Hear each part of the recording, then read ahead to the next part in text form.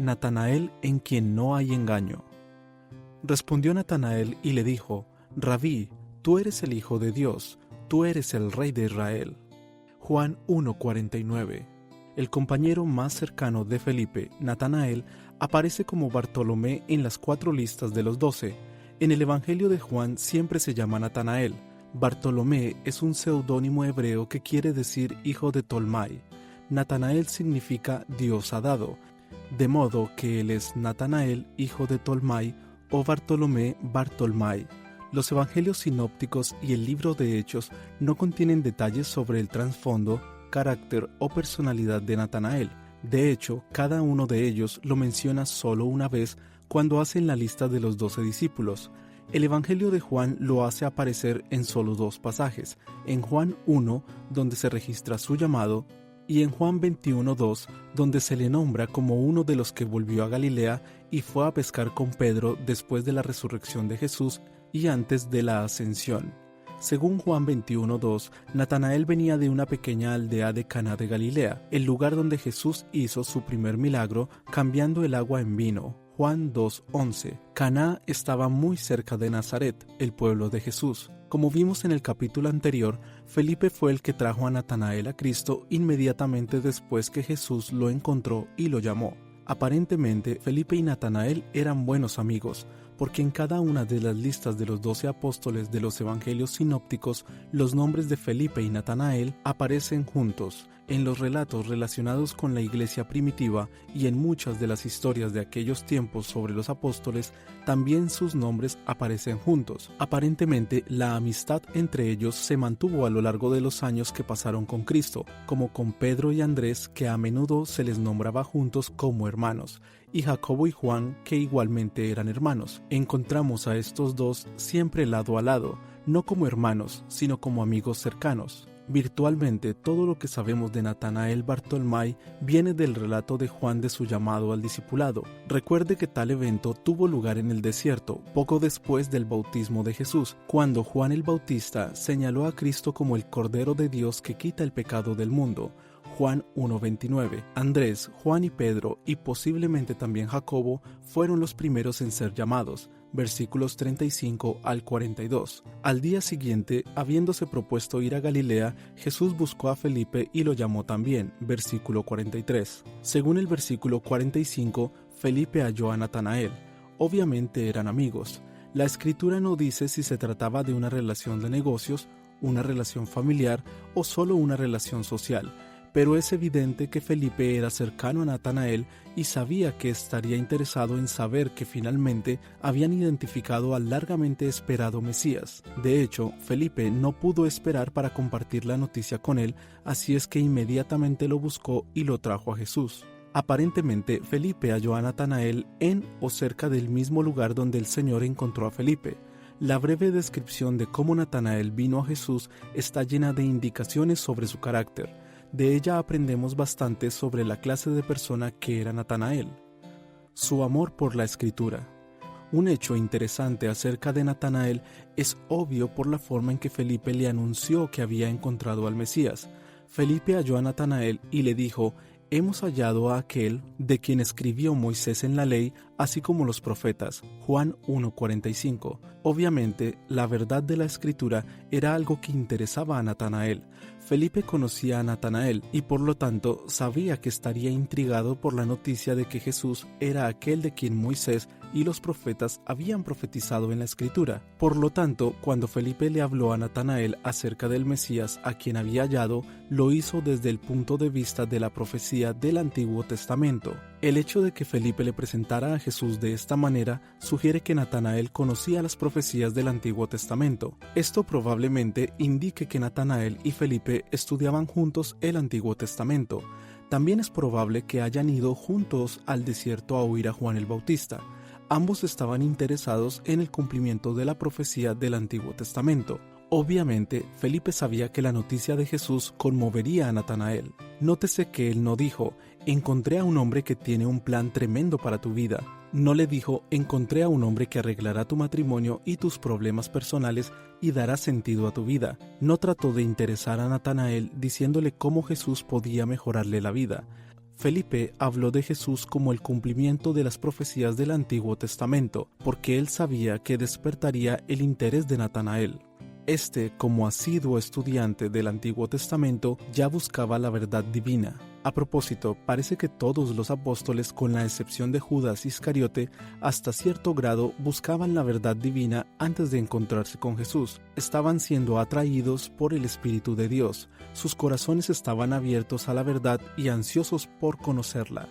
Eran sinceros en su amor por Dios y en su deseo de conocer la verdad y recibir al Mesías. En ese sentido, eran muy diferentes del liderazgo religioso que estaba dominado por la hipocresía y la falsa piedad. Los discípulos eran sinceros. Es probable que Felipe y Andrés hayan pasado largas horas estudiando la Escritura juntos, examinando la ley y los profetas para discernir la verdad sobre la venida del Mesías. Y el hecho de que estuvieran tan bien adiestrados en la Escritura sin duda explica por qué estuvieron tan prestos a responder a Jesús. En el caso de Natanael, esto se haría especialmente evidente.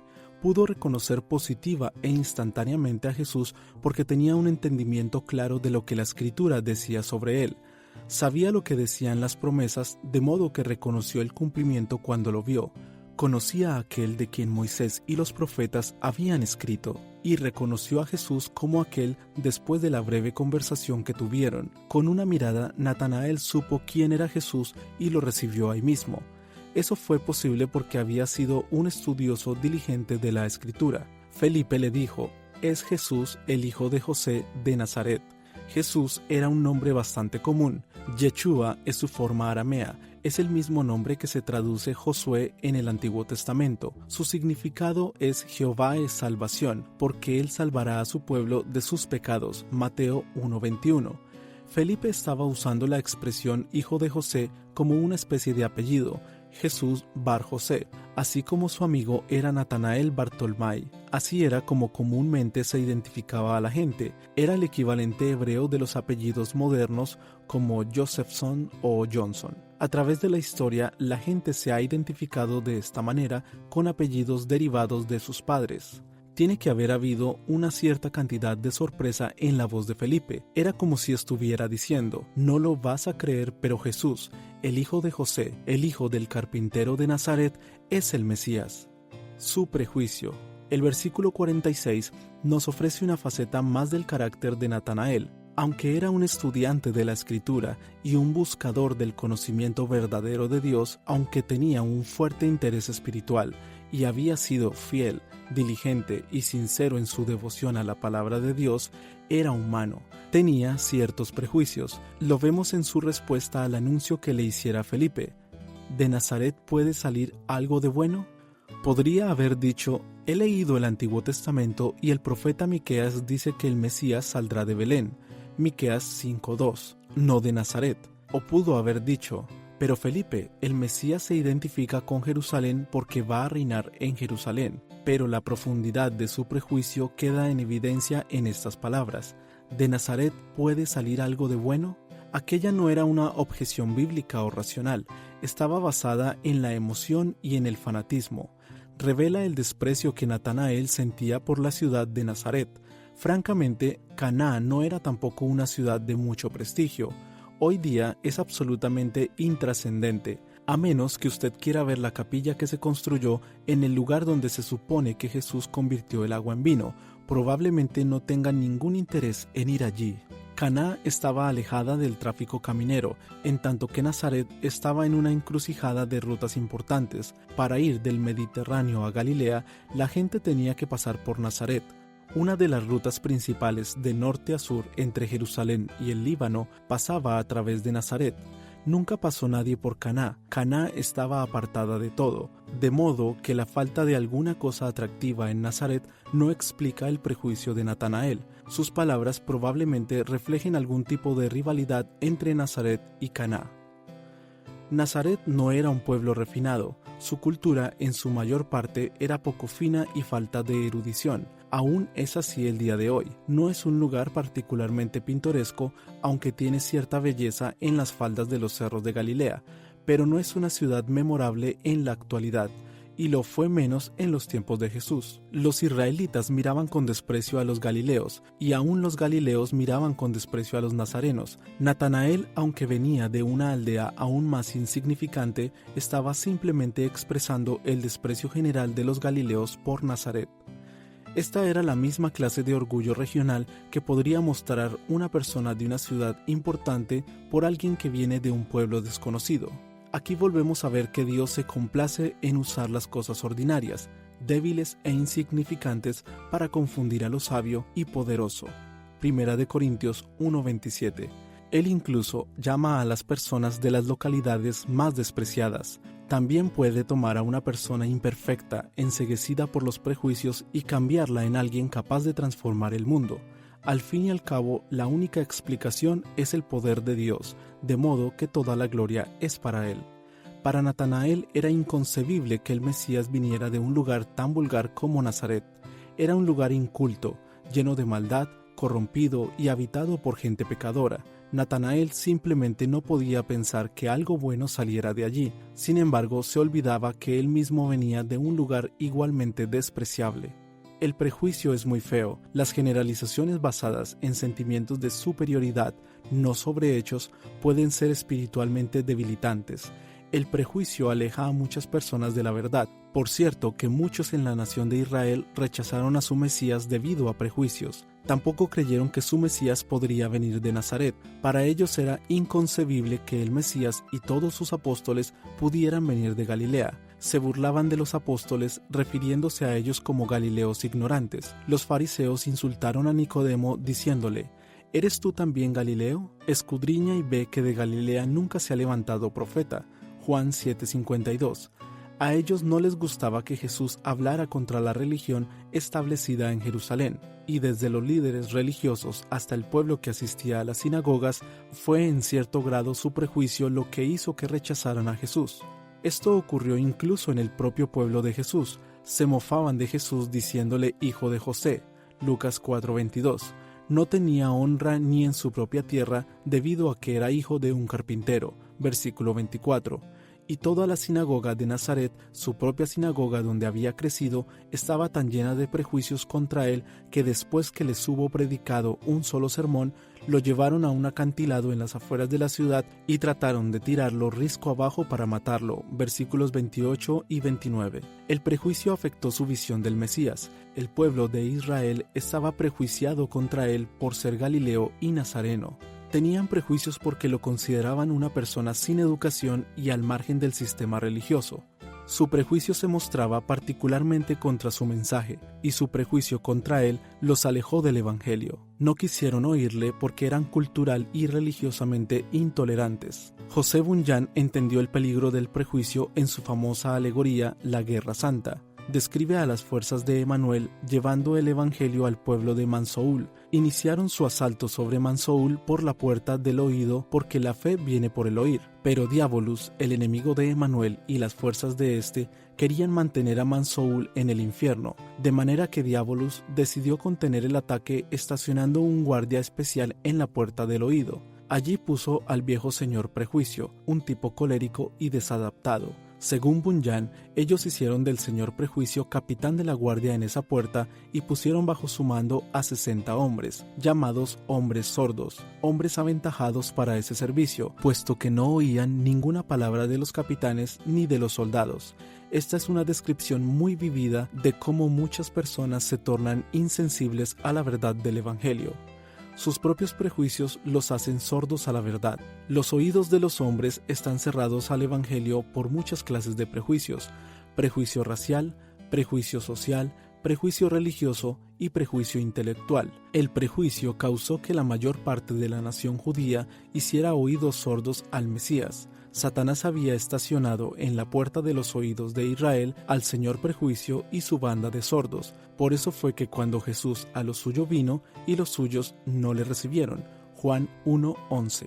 Juan Bunyan usó la metáfora de la sordera. El apóstol Pablo usó la de la ceguera. Pero si nuestro evangelio está aún encubierto, entre los que se pierden está encubierto, en los cuales el Dios de este siglo cegó el entendimiento de los incrédulos para que no les resplandezca la luz del evangelio de la gloria de Cristo, el cual es la imagen de Dios. Segunda de Corintios 4 del 3 al 4.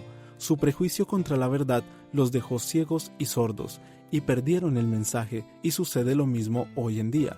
Natanael vivía en una sociedad que era prejuiciosa por temperamento. En realidad todos los pecadores lo son. Hacemos afirmaciones prejuiciosas, sacamos conclusiones prejuiciosas sobre individuos, clases de personas y sociedades enteras. Natanael, como nosotros, tenía esa tendencia pecaminosa, y al principio su prejuicio lo hizo reaccionar con escepticismo cuando Felipe le dijo que el Mesías era nazareno. Afortunadamente, su prejuicio no fue lo suficientemente fuerte como para alejarlo de Cristo.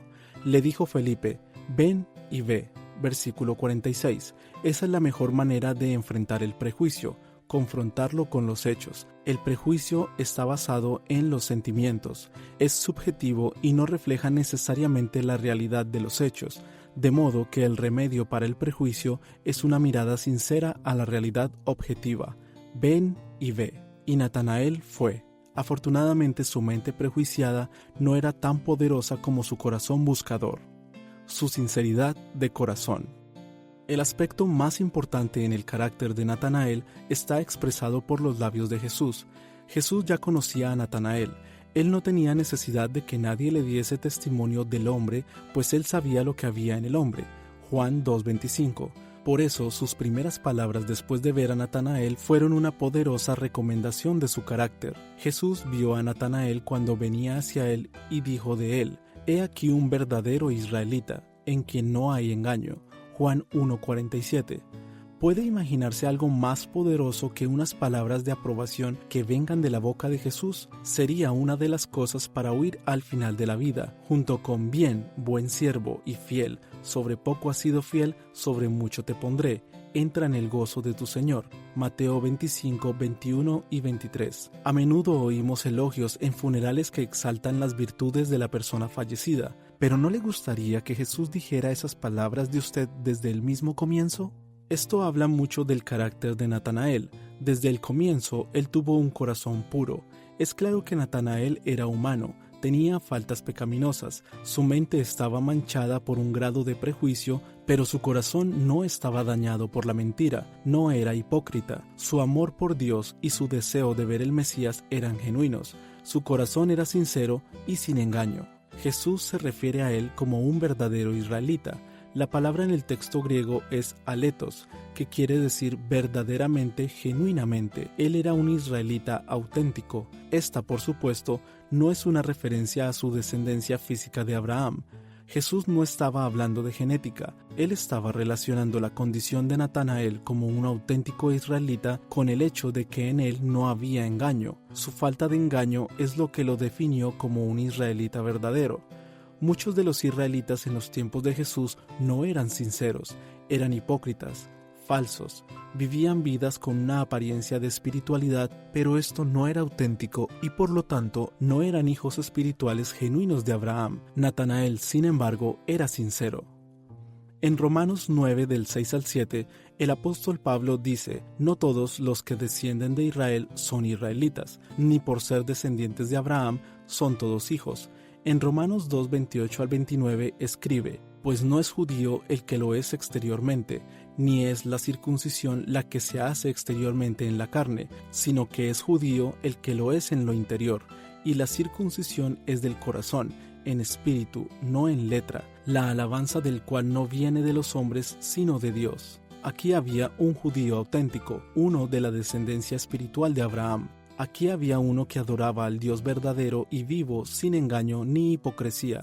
Natanael era un hombre sin doblez. Más tarde, en Juan 8:31, Jesús habría de decir: «Si vosotros permaneciereis en mi palabra, seréis verdaderamente mis discípulos».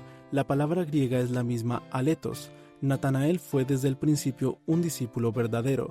No había hipocresía en él. Eso es muy inusual y era particularmente raro en el Israel del siglo I. Recuerde, Jesús acusó a todo el sistema religioso de su día como hipócritas. Mateo 23 del 13 al 33 registra una impresionante diatriba contra los escribas y fariseos en la cual Jesús los llama hipócritas desde todo ángulo posible. También las sinagogas estaban llenas de hipócritas. Desde los más altos líderes hasta el pueblo en las calles, la hipocresía era una plaga en esa cultura. Pero he aquí un judío verdadero, sin hipocresía. He aquí un hombre cuyo corazón había sido circuncidado, purificado de corrupción. Su fe era genuina, su devoción a Dios era real. Era un hombre sin engaño. A diferencia de los escribas y fariseos, era un hombre verdaderamente justo, afectado por el pecado como todos nosotros, pero justificado ante Dios a través de una fe verdadera y viva. Su fe vehemente. Porque su corazón era sincero y su fe era real, Natanael venció su prejuicio. Su respuesta a Dios y la narración que sigue revelan su verdadero carácter. Al principio se maravilló porque Jesús parecía saber todo sobre él. Le dijo a Natanael: ¿De dónde me conoces? Juan 1:48. Tenemos que suponer que Natanael aún se preguntaba si este hombre realmente sería el Mesías. No se trataba de poner en duda el juicio de Felipe. Felipe era su amigo, de modo que seguramente sabía suficiente sobre él para saber que Felipe, el analítico indeciso, jamás haría un juicio precipitado. No era que cuestionara la escritura o que fuera proclive al escepticismo, era solo que este hombre de Nazaret no parecía encajar en la imagen que se había hecho en su mente del Mesías. Jesús era hijo de un carpintero, un hombre sin nombre ni descripción de un pueblo que no tenía conexión alguna con la profecía. Nazaret ni siquiera existía en los tiempos del Antiguo Testamento, y ahora Jesús le hablaba como si supiera todo sobre él e incluso pudiera ver dentro de su corazón. Natanael solo estaba tratando de entender las cosas. ¿De dónde me conoces? ¿Pudo haber querido decir: ¿me estás adulando? ¿Estás tratando de hacerme uno de tus seguidores con tus cumplidos? ¿Cómo podrías saber lo que hay dentro de mi corazón? Respondió Jesús y le dijo: antes que Felipe te llamara, cuando estabas debajo de la higuera, te vi. Versículo 48. Esto cambió las cosas.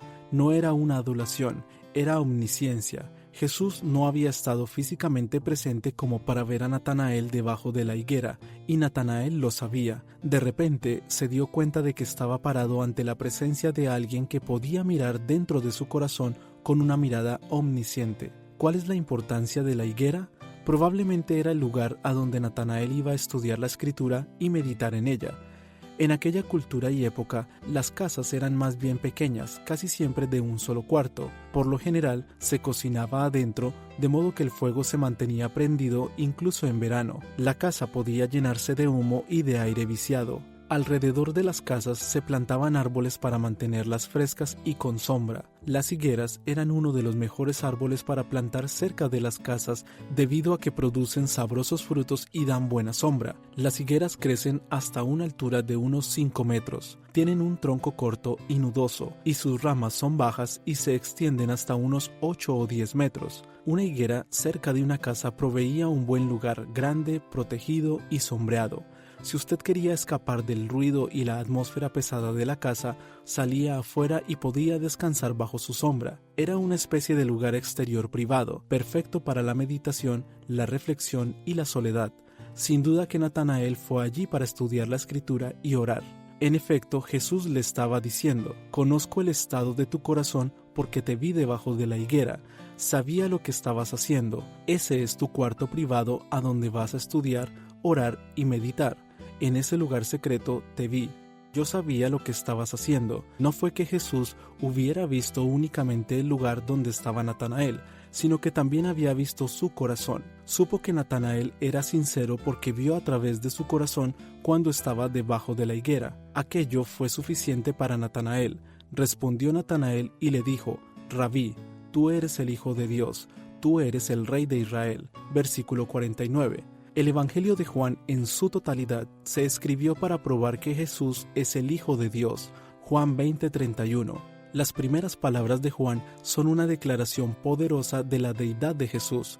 En el principio era el Verbo, y el Verbo era con Dios, y el Verbo era Dios. Cada punto en este Evangelio está diseñado para probar que Jesús es el Hijo de Dios, compartiendo la misma esencia como Dios, destacando sus milagros, su carácter sin pecado, la sabiduría divina de su enseñanza y sus atributos, que son los mismos atributos de Dios. Juan está escribiendo para mostrar las diversas maneras en las cuales Jesús se manifestó a sí mismo como Dios, y aquí en el capítulo 1 presenta el testimonio de Natanael que este Jesús es el omnisciente Hijo de Dios, de la misma esencia de Dios. Recuerde, esta es la misma verdad que Felipe, el amigo de Natanael, aún no había captado 2 años después, cuando le dijo a Jesús en el aposento alto: «Muéstranos al Padre». Juan 14, 8 y 9. Lo que Felipe no había entendido hasta el final, su amigo Natanael lo había entendido desde el mismo comienzo. Natanael conocía el Antiguo Testamento, estaba familiarizado con lo que los profetas habían dicho, sabía dónde buscar, y ahora, dado el hecho de que Jesús venía de Nazaret, su omnisciencia, su intuición espiritual, su capacidad para leer el corazón fue suficiente para convencer a Natanael que no había dudas que él era el Mesías verdadero. La familiaridad de Natanael con las profecías mesiánicas del Antiguo Testamento se ve claramente en su respuesta a Jesús: «Tú eres el Hijo de Dios». Tú eres el Rey de Israel. El Salmo 2 indica claramente que el Mesías sería el Hijo de Dios. Muchas profecías del Antiguo Testamento hablaban de él como Rey de Israel, incluyendo Sofonías 3:15. Jehová ha apartado tus juicios, ha echado fuera tus enemigos. Jehová es Rey de Israel en medio de ti, nunca más verás el mal. Y Zacarías 9:9. Alégrate mucho, hija de Sión, da voces de júbilo, hija de Jerusalén. He aquí tu rey vendrá a ti, justo y salvador, humilde y cabalgando sobre un asno, sobre un pollino, hijo de asna. Miqueas 5:2. El mismo versículo que predice su nacimiento en Belén se refiere a él como: «De ti me saldrá el que será Señor en Israel», y sus salidas son desde el principio, desde los días de la eternidad, identificándolo no solo como rey, sino como el eterno. De manera que cuando Natanael vio pruebas de la omnisciencia de Jesús, instantáneamente reconoció al que había estado esperando, al Mesías, el Hijo de Dios y el Rey de Israel. Natanael fue como Simeón, quien tomó en sus brazos al niño Jesús y dijo: «Ahora, Señor, despide a tu siervo en paz conforme a tu palabra, porque han visto mis ojos tu salvación, la cual has preparado en presencia de todos los pueblos, luz para revelación a los gentiles y gloria de tu pueblo Israel». Lucas 2 del 29 al 32. Simeón reconoció a Jesús en forma instantánea como aquel que había estado esperando. Natanael, un estudiante cuidadoso de la Escritura, era un judío verdadero que esperaba al Mesías y sabía que cuando él viniera sería el Hijo de Dios y Rey. Natanael nunca se comprometió a medias, entendió plenamente y se comprometió en forma absoluta desde el primer día. Respondió Jesús y le dijo: «Porque te dije, te vi debajo de la higuera, ¿crees? Cosas mayores que estas verás». Y le dijo: de cierto os digo, de aquí en adelante veréis el cielo abierto, y a los ángeles de Dios que suben y descienden sobre el Hijo del Hombre». Juan 1, 50 al 51. Con eso estaba confirmando la fe de Natanael y prometiéndole que vería cosas más grandes que una simple demostración de la omnisciencia de Jesús. Si una simple declaración sobre la higuera fue suficiente para convencer a Natanael que este era el Hijo de Dios y el Rey de Israel, todavía no había visto nada. De ahora en adelante, todo lo que viera enriquecería y aumentaría su fe. A la mayoría de los discípulos les costó llegar al punto en el cual estuvo Natanael desde su primer encuentro con Jesús.